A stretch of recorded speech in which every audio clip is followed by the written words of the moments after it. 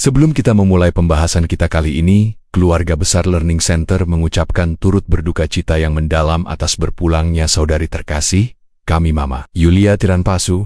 Seluruh keluarga yang ditinggalkan diberikan kekuatan dan penghiburan. Sampai jumpa di keabadian Mama, sampai jumpa di langit baru bumi yang baru, sampai jumpa di Yerusalem yang baru. Dalam nama Yesua Hamasiah, Adonai Elohim kami yang agung. Amin.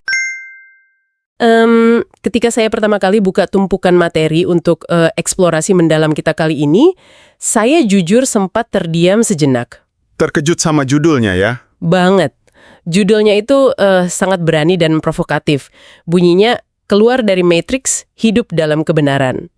Awalnya saya pikir, wah kita bakal bahas ulasan film fiksi ilmiah klasik gitu kan. Atau teori konspirasi internet? Iya, betul, teori konspirasi.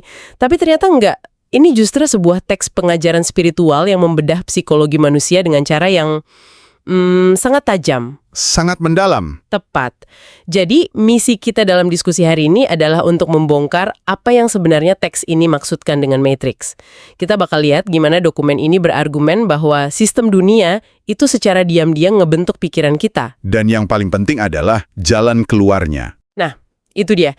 Kita akan menelusuri peta jalan yang ditawarkan teks ini menuju apa yang mereka sebut sebagai kemerdekaan sejati. Dan sebelum kita melangkah lebih jauh, saya rasa sangat penting untuk memberikan sedikit konteks bagi Anda yang sedang mendengarkan. Silakan. Selama diskusi kita hari ini, Anda akan mendengar kami mengutip beberapa istilah dari sumber materi ini yang berakar kuat pada tradisi spiritual Ibrani kuno. Teks ini menggunakan kata Elohim untuk menyebut Tuhan atau Sang Pencipta. Terus ada Yeshua juga ya? Betul, Yeshua yang merujuk pada Yesus, dan Hamashiach yang berarti Sang Mesias atau Kristus. Nanti juga ada penyebutan Yahweh sebagai nama Tuhan. Harus diperjelas ya posisi kita di sini. Ya, kami ingin memperjelas bahwa tugas kami di sini sama sekali bukan untuk berkhotbah atau memaksakan keyakinan tersebut kepada Anda. Sebaliknya, kita akan membedah teks ini murni dari sudut pandang analitis. Karena prinsipnya universal kan? Sangat universal. Meskipun teks ini sangat religius, prinsip-prinsip yang diuraikannya menyentuh sisi psikologis tentang anatomi kebebasan manusia, identitas, dan gimana kita sering banget tanpa sadar nyerahi otoritas atas pikiran kita ke tekanan sosial. Pendekatan yang sangat masuk akal. Ini bikin materinya bisa dinikmati oleh siapa saja, apapun latar belakangnya. Setuju. Nah, untuk Anda yang lagi bersantai, menyetir, atau mungkin lagi siap-siap kerja sambil dengerin kami, saya pengen Anda merenungkan pertanyaan ini. Pernah nggak Anda ngerasa terjebak dalam sebuah rutinitas hidup yang sepertinya sangat normal di mata masyarakat? Normal tapi melelahkan ya? Iya, Anda tahu kan, sekolah yang rajin, kerja gila-gilaan, beli barang-barang cuma buat mengesankan orang yang bahkan nggak Anda kenal, berusaha memenuhi ekspektasi keluarga. Tapi di dalam batin terasa ada yang salah. Benar banget. Anda merasa kelelahan yang luar biasa. Bukan lelah fisik yang bisa sembuh dengan tidur 8 jam ya, tapi lelah mental. Kayak ada sesuatu yang salah aja sama cara dunia ini berputar. Itu perasaan yang sangat valid. Mari kita bedah ini. Di bagian pertama dari teks, kata matriks itu digunakan bukan sebagai kiasan untuk komputer super yang memperbudak manusia. Bukan fiksi ilmiah. Bukan. Teks ini mendefinisikan matriks sebagai sistem dunia yang membentuk cara berpikir manusia lewat 5 pilar utama: budaya, media, tekanan sosial, perbandingan, dan tuntutan performa. Yang sangat menarik di sini adalah bagaimana teks tersebut membedakan secara tegas antara apa yang dianggap normal oleh masyarakat luas dan apa yang dianggap benar menurut standar spiritual mereka. Normal versus benar. Tepat, ini argumen inti yang sangat tajam. Penulis teks ini menyatakan bahwa sistem dunia ini sangat sering terlihat normal, tetapi sesuatu yang normal itu belum tentu benar menurut kebenaran Elohim. Bisa kasih contoh praktisnya nggak dari dunia modern kita? Coba kita pikirkan masyarakat modern kita hari ini. Kita hidup dalam budaya di mana jika mayoritas orang lakuin sesuatu, kita otomatis menganggapnya sebagai standar kewarasan. Ah, iya. Mengorbankan waktu bersama keluarga demi mengejar jabatan struktural di kantor, itu dianggap normal.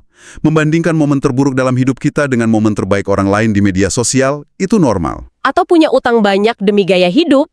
Nah itu, memiliki utang konsumtif demi mempertahankan gaya hidup tertentu juga dianggap sangat normal. Tapi tunggu dulu.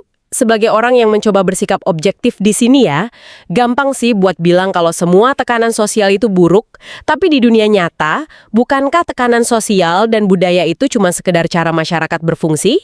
Maksudnya, Sebagai aturan main bersama? Iya, maksud saya, kita kan butuh aturan tidak tertulis biar dunia nggak kacau balau.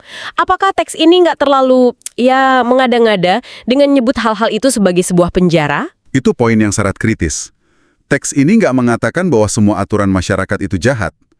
Argumen yang diajukan adalah tentang ketidaksadaran. Ketidaksadaran. Menurut teks tersebut, kekuatan terbesar dari sistem matriks dunia ini justru tidak terletak pada kekuatan paksanya yang kelihatan. Kekuatan terbesarnya adalah ketidaksadaran manusia bahwa mereka sedang terikat di dalamnya. Oh, jadi karena kita ngerasa itu jalan satu-satunya ya? Betul, selama Anda berpikir bahwa tuntutan performa yang mencekik itu adalah satu-satunya cara dunia bekerja, Anda nggak akan pernah mencoba mencari jalan keluar. Teks ini menyoroti bahwa penjara yang paling sempurna adalah penjara di mana para tahanannya merasa bebas. Padahal pikiran mereka lagi disetir sama ekspektasi luar. Tepat sekali. Saya mengerti sekarang. Ini penjara tanpa jeruji besi. Dan dari sinilah teks ini masukin konsep tentang terang. Disebutkan di catatan pengajaran ini bahwa Yeshua datang membawa terang. Untuk membuka mata. Iya, tujuannya sangat spesifik. Teks ini menekankan bahwa terang itu bukan sekedar untuk menghakimi mana yang baik dan buruk, melainkan supaya manusia dapat melihat sistem yang menawan pikiran ini. Ada analogi yang bagus soal ini. Kalau Anda berada di dalam ruangan yang gelap gulita, Anda nggak tahu ada dinding yang ngurung Anda. Anda mungkin meraba-raba dan mikir, oh ini memang batas semestaku. Sampai seseorang menyalakan lampu. Benar, terang itu adalah kebenaran yang mengekspos ilusi kenormalan tersebut. Dan penekanan pada kata pikiran di sana itu sangat krusial kalau kita lihat dari kacamata psikologi. Sistem ini menawan pikiran. Ini bukan tentang belenggu fisik di tangan atau kaki. Ini murni belenggu kognitif. Berarti solusinya juga bukan fisik ya? Sama sekali bukan. Itulah mengapa solusi yang ditawarkan teks ini bukan bersifat fisik kayak pergi mengasingkan diri ke hutan atau melakukan kudeta politik. Solusinya adalah transformasi cara berpikir secara radikal. Ngomong-ngomong soal belenggu pikiran, itu bikin saya penasaran. Kalau penjara ini ada di dalam kepala kita, gimana tepatnya teks ini menyarankan kita buat membongkarnya? Nah, ada langkah-langkahnya. Disinilah bagian yang sangat menarik, karena teks ini nggak membiarin kita nebak-nebak. Penulis menyajikan semacam anatomi dari kemerdekaan rohani yang merujuk langsung pada kitab Yohanes 8 ayat 31-32. Sebuah formula rohani. Iya, formula dengan urutan yang logis banget. Yeshua menjelaskan bahwa kemerdekaan sejati punya 3 langkah berurutan. Pertama, tinggal dalam firman. Kedua, mengenal kebenaran. Dan baru yang ketiga, mengalami kemerdekaan. Urutan yang sering terbalik di zaman sekarang. Nah, bisa kita urai ini nggak? Karena jujur aja, urutan ini terasa berlawanan banget sama apa yang diajarin dunia modern soal cara dapetin kebebasan. Yang sangat menarik di sini adalah dunia modern kita seringkali mendefinisikan kebebasan dari luar ke dalam. Dari luar ke dalam gimana maksudnya? Paradigma kita begini, jika Anda punya cukup uang di rekening, atau jika Anda bisa beli tiket pesawat kemana aja besok pagi, atau bisa bilang tidak pada bos Anda dan langsung resign, maka Anda bebas. Kebebasan diukur dari hal-hal eksternal ya? Betul, diukur dari ketiadaan batasan eksternal. Tetapi urutan dalam Yohanes 8 yang diangkat oleh teks ini bekerja sepenuhnya dari dalam keluar. Dimulai dari tinggal dalam firman tadi. Ya, langkah pertama adalah tinggal dalam firman. Kata tinggal di sini menyiratkan sebuah residensi atau tempat menetap yang konsisten, bukan sekedar kunjungan akhir pekan yang emosional ke tempat ibadah. Harus menetap. Ini tentang merendam pikiran Anda secara terus-menerus dalam sebuah standar kebenaran yang berada di luar sistem dunia. Jadi kayak ngebangun fondasi baru di dalam kepala gitu ya? Persis. Lalu dari proses tinggal itulah, argumen teks ini berlanjut ke langkah kedua, yaitu mengenal kebenaran. Dan saya perhatikan, pengenalan ini dideskripsikan bukan sekedar tahu informasi intelektual atau bisa ngehafal teori aja. Melainkan pencerahan. Iya, sebuah pencerahan batin yang mendalam. Tepat. Dan sebagai hasil akhirnya, kebenaran itulah yang memerdekakan. Kemerdekaan sejati, menurut pengajaran ini, sama sekali nggak dimulai dari perubahan keadaan fisik Anda. Tunggu, jadi urusannya murni di dalam pikiran? Menurut logika teks ini, Anda bisa aja berada di tengah krisis finansial yang luar biasa, atau lagi ngadepin tekanan sosial berat dari keluarga besar. Tetapi, secara internal, pikiran dan jiwa Anda sepenuhnya merdeka. Karena udah nggak terikat sama validasi mereka ya? Karena Anda berpegang pada sebuah kebenaran tentang nilai diri Anda yang nggak bisa diguncang oleh fluktuasi sistem dunia. Tapi mari kita bersikap kritis sebentar. Sangat gampang ngomong merdeka di dalam pikiran. Tapi gimana kalau orang itu lagi terlilit utang berat atau berada di situasi pekerjaan yang benar-benar menindas secara fisik dan mental? Memang terdengar sulit dipraktekkan. Tidakkah teks ini terdengar terlalu idealis? Seolah-olah mereka ngomong nggak apa-apa menderita di luar asalkan pikiranmu bebas. Itu kritik yang sangat valid, dan banyak pemikir modern bakal ngelontarin pertanyaan yang sama persis. Namun, kalau kita menyelami logika dari sumber materi ini, mereka sebenarnya nggak mengabaikan penderitaan fisik. Lalu argumen mereka apa? Argumen mereka adalah perubahan situasi eksternal tanpa perubahan internal itu cuma bakal nyiptain perbudakan dalam bentuk yang baru. Wah, ini menarik. Maksudnya gimana? Bayangkan orang yang tiba-tiba dapat banyak uang buat ngelunasi utangnya. Kalau pikirannya masih terikat pada matriks perbandingan dan konsumerisme tadi, dia bakal segera bikin utang baru yang jauh lebih besar. Karena mentalnya masih mentan orang yang butuh validasi dari barang-barang itu. Tepat sekali. Teks ini berpendapat bahwa kebebasan pikiran adalah prasyarat mutlak sebelum kebebasan eksternal bisa benar-benar dinikmati dan dipertahankan. Pandangan yang sangat tajam. Jadi kebebasan itu hasil akhir dari kebenaran yang dihidupi Jeduno, bukan sekedar pelarian fisik. Bukan sekedar mengubah lokasi geografi. Nah, ngomongin soal pelarian, dokumen ini kemudian pakai sebuah metafora sejarah yang epik banget buat jelasin dinamika tersebut. Kisah keluarnya bangsa Israel dari Mesir. Metafora yang sangat kuat. Ini dipakai sebagai gambaran utama tentang pembebasan dari sistem perbudakan. Teks tersebut mencatat bahwa di masa lalu, Mesir ngasih makanan dan pekerjaan kepada bangsa Israel. Tapi sebagai bayarannya, Mesir ngambil kebebasan dan identitas mereka. Jika kita menghubungkan ini dengan gambaran besarnya, analogi Mesir ini benar-benar sebuah mahakarya psikologis dari teks pengajaran tersebut. Kenapa bisa dibilang mahakarya? Coba pikirkan tentang bagaimana sebuah sistem yang eksploitatif ngebela kendalinya dari abad ke abad. Mesir dalam narasi teks ini bukan sekedar lokasi geografis di peta kuno. Ini adalah simbol abadi dari sistem dunia yang lagi kita bedah. Simbol dari matriks itu sendiri ya? Betul. Penulis teks ngingetin bahwa Mesir memberi bangsa Israel bawang, daging, pekerjaan ngebangun piramida, dan prediktibilitas. Kepastian hari esok lah ya? Iya. Ada semacam kenyamanan yang aneh dalam perbudakan. Karena Anda nggak perlu mikirin masa depan Anda. Tuan Anda yang ngambil semua keputusan sulit itu untuk Anda.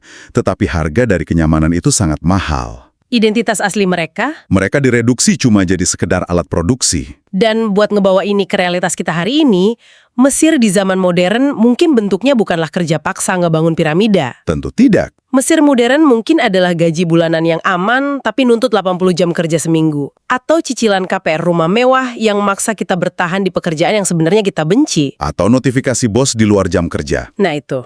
Notifikasi grup WhatsApp dari bos jam 9 malam yang nuntut respons instan. Kita sering ngeluh dan benci perbudakan modern itu. Tapi jujur aja, kita terlalu takut buat keluar dari grup WhatsApp tersebut. Karena kita butuh bawang dan daging modern itu. Analogi yang sangat pas. Teks ini emang nyoroti ironi yang sangat tajam tersebut. Sistem dunia saat ini bekerja dengan mekanisme imbalan yang sama persis kayak Mesir kuno. Ngasih rasa aman palsu. Sistem ini nawarin Anda keamanan semu, pujian dari masyarakat, status sosial, label jabatan. Tetapi sebagai gantinya, sistem ini nyikat identitas Anda. Kita jadi mendefinisikan diri dari hal-hal itu. Anda mulai mendefinisikan nilai diri Anda secara eksklusif, berdasarkan apa yang Anda hasilkan, berapa saldo bank Anda, atau apa yang orang lain pikirin tentang Anda. Anda kehilangan hakikat siapa diri Anda yang sebenarnya. Menukar kebebasan sejati dengan kenyamanan semu. Itu adalah transaksi diam-diam yang dilakuin jutaan orang setiap pagi pas mereka bangun tidur. Transaksi yang tragis. Dan teks ini peka banget sama dinamika itu. Bahkan ada kutipan yang menohok banget yang merujuk pada surat Galatia 5 ayat 1. Dikatakan di sana bahwa Hamasyiah udah memerdekakan kita, namun Ada syaratnya. iya, dan ini kata kuncinya. Setiap orang masih harus memilih untuk hidup dalam kemerdekaan itu secara aktif. Ini observasi yang luar biasa menurut saya. Sangat psikologis. Teks ini dengan tegas bilang kalau seseorang bisa aja udah dibebaskan secara legal atau status rohaninya, tapi kepalanya atau pola pikirnya masih beroperasi pakai perangkat lunak seorang budak. Statusnya merdeka, tapi mentalitasnya masih tertinggal di Mesir. Itulah yang bikin konsep ini begitu menantang. Kebebasan yang diberikan nggak secara otomatis ngehapus kebiasaan lama. Pola pikir budak adalah ketika seseorang yang secara teknis sudah bebas, tapi masih terus bereaksi terhadap lingkungannya berdasarkan ketakutan. Berdasarkan rasa insecure juga ya. Ya, rasa tidak aman yang mendalam dan kehausan akan validasi. Persis kayak pas mereka masih diperbudak. Mereka masih nunggu instruksi dari sistem sosial untuk merasa bahwa diri mereka berharga.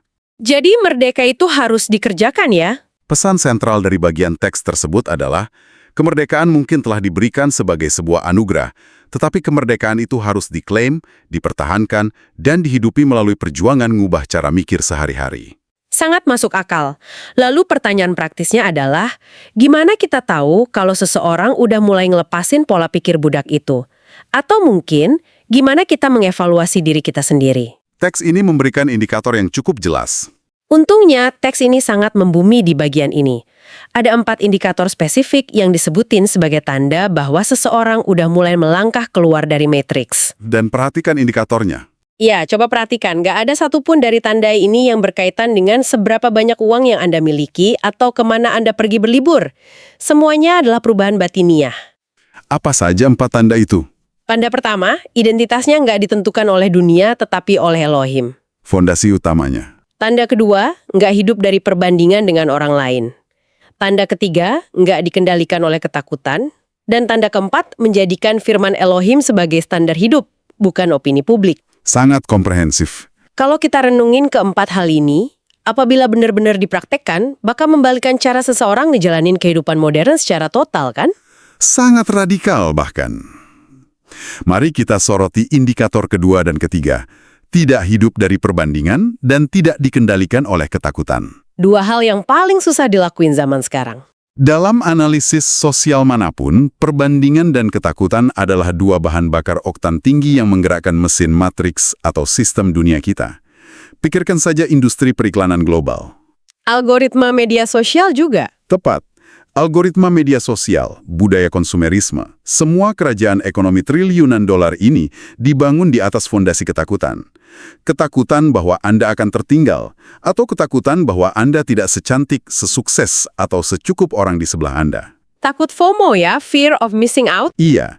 Teks ini pada dasarnya ngomong ketika seseorang mencapai titik di mana mereka berhenti ngebandingin pencapaian mereka sama orang lain, itu bukan sekedar kedewasaan emosional. Terus apa dong? Itu adalah sebuah pemberontakan besar terhadap sistem dunia. Mereka memutus aliran listrik yang menyalakan ilusi matriks tersebut di dalam diri mereka. Sebuah pemberontakan yang senyap ya. Nggak perlu teriak-teriak di jalanan, tapi dampaknya ngeruntuhin fondasi sistem. Dan secara pribadi, saya suka banget sama tanda yang pertama, identitas yang ditentuin oleh sang pencipta bukan oleh dunia. Ini perlindungan psikologis terbaik. Karena, mari kita jujur, di dalam matriks, Anda adalah profesi Anda. Halo, nama saya Budi, saya seorang manajer pemasaran. Kalau esok hari perusahaannya bangkrut dan Anda kehilangan kerjaan, Anda ngerasa kehilangan diri Anda sepenuhnya. Anda krisis identitas. Karena labelnya hilang. Tapi teks ini berargumen, kalau identitas Anda berasal dari kebenaran spiritual sebagai anak Elohim, maka nilai diri Anda itu kebal terhadap fluktuasi dunia. Nilai Anda nggak bisa dipecat sama bos Anda, nggak bisa bangkrut karena resesi, dan nggak bisa dihapus oleh tren opini publik di internet. Sangat puitis dan menguatkan. Namun, kita juga harus mengapresiasi kalau teks pengajaran ini sangat realistis. Penulis nggak ngejual mimpi bahwa proses ini gampang. Emang butuh waktu kan? Dokumen tersebut dengan jelas ngegarisbawahi bahwa keluar dari sistem dunia ini bukanlah sebuah keputusan instan, layaknya nekan tombol delete. Teks ini memperingatkan pembacanya kalau keluar dari matriks itu bukan cuma soal satu malam yang emosional. Kayak nangis-nangis di acara keagamaan, terus besoknya hidup langsung sempurna gitu ya? Tidak sama sekali. Ini adalah proses pertempuran kognitif sehari-hari. Setiap pagi, menurut teks ini, seseorang dihadapin pada persimpangan jalan. Memilih untuk ikut gravitasi sistem dunia yang sangat kuat, familiar dan menggoda, atau memilih berenang melawan arus. Memilih standar kebenaran. Hidup menurut standar kebenaran itu butuh ketekunan mental yang luar biasa. Sebuah rutinitas harian buat terus-menerus milih kebebasan. Dan kenyataannya milih kebebasan itu nggak selalu terasa menyenangkan atau membebaskan pada awalnya kan? Seringnya malah menakutkan. Seringkali rasanya justru nakutin. Yang mana ngebawa kita ke salah satu bagian paling dramatis dari sumber materi ini. Momen di Laut Merah. Penulis teks ngebawa audiensnya kembali ke analogi bangsa Israel yang lari dari Mesir tadi. Visualisasinya sangat kuat di bagian ini. Coba bayangin adegan yang dideskripsikan. Mereka baru aja ninggalin kepastian dan kenyamanan semu dari Mesir. Mereka berdiri di tepi Laut Merah. Di depan mereka ada bentangan air yang mustahil dilewati tanpa kapal. Maju kena, mundur kena. Iya, di belakang mereka, debu ngepul di cakrawala. Tentara Mesir ngejar pakai kereta perang buat narik mereka kembali ke dalam perbudakan. Teks tersebut nyatet kepanikan massal yang terjadi. Sangat bisa dipahami kepanikan itu. Dan tepat di titik keputusaan tertinggi itulah teks ngutip Keluaran 14 ayat 13, di mana Musa ngasih instruksi yang terdengar sangat nggak logis secara militer. Jangan takut. Iya, jangan takut, berdirilah tetap dan lihatlah keselamatan dari Yahweh. Hal ini memunculkan satu pertanyaan penting dari sudut pandang psikologis. Mengapa melangkah menuju kebebasan sejati seringkali terasa jauh lebih menakutkan daripada tetap berada dalam perbudakan yang menyiksa? Karena nggak ada kepastian. Teks ini seolah menjawab bahwa masalahnya memang ada pada kepastian. Perbudakan atau rutinitas hidup yang menghancurkan mental kita itu emang menyakitkan, tapi dia punya satu keunggulan, kepastian. Kita tahu persis besok bakal ngapain. Anda tahu persis apa yang bakal terjadi besok. Anda tahu kapan Anda akan dimarahi bos, kapan Anda bakal gajian. Kebebasan, di sisi lain, adalah sebuah ruang hampa yang penuh dengan ketidaktahuan. Laut Merah itu simbol ketidaktahuan ya. Berdiri di depan Laut Merah mewakili momen-momen transisi, krisis dalam hidup kita. Di mana kita udah mutusin untuk ninggalin pola pikir lama. Mungkin kita mutusin buat nggak lagi mendasarkan harga diri pada persetujuan orang tua yang toksik, atau melepas ekspektasi karir yang membebani jiwa. Tapi kita belum tahu bakal kayak apa hidup kita tanpa struktur lama itu. Laut Merah yang belum terbelah adalah simbol dari ketidaktahuan masa depan. Itu menakutkan. Ini adalah ujian keberanian mutlak. Ujian di mana Anda ngerasa terjepit di antara masa lalu yang agresif pengen narik Anda balik ke zona nyaman yang beracun, dan masa depan yang kayaknya belum ngebuka jalan sama sekali. Anda cuma diminta untuk berdiri tetap. Tapi ada janjinya. Betul, teks pengajaran ini nggak ngebiarin pembacanya tenggelam dalam keputusasaan. Mereka ngasih sebuah jaminan atau janji sentral.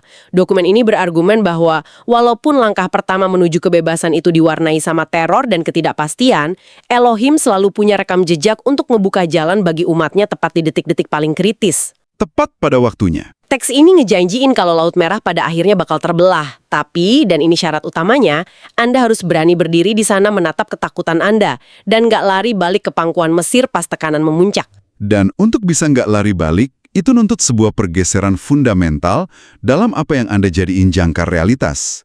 Untuk bisa berdiri tetap pas logika dunia teriak nyuruh Anda menyerah, Anda harus benar-benar menginternalisasi indikator keempat yang kita bahas tadi. Menjadikan firman sebagai standar. Menjadikan firman atau kebenaran spiritual sebagai realitas tertinggi Anda, melebihi apa yang ditangkap oleh panca indera fisik Anda. Teks ini menarasikan bahwa pasukan yang ngejar itu tampak sangat nyata. Laut yang ngehalangin tampak mustahil ditembus. Itu realitas normalnya dunia ya. Itu realitas normal yang disajikan oleh sistem dunia. Tetapi kebenaran yang memerdekakan berada di dimensi yang berbeda. Pada intinya, ajaran ini adalah panggilan untuk punya visi ganda. Melihat realitas fisik, namun bertindak berdasarkan kebenaran spiritual yang melampaui ilusi dan ketakutan tersebut. Jadi, apa arti dari semua ini? Kalau kita coba merangkum keseluruhan eksplorasi mendalam kita terhadap sumber materi hari ini, pengajaran ini jelas bukanlah sekedar seruan filosofis yang kosong buat direnungin di waktu luang doang. Ini sangat praktikal. Kesimpulan dari teks ini adalah sebuah panggilan bertindak yang sangat tajam dan mendesak.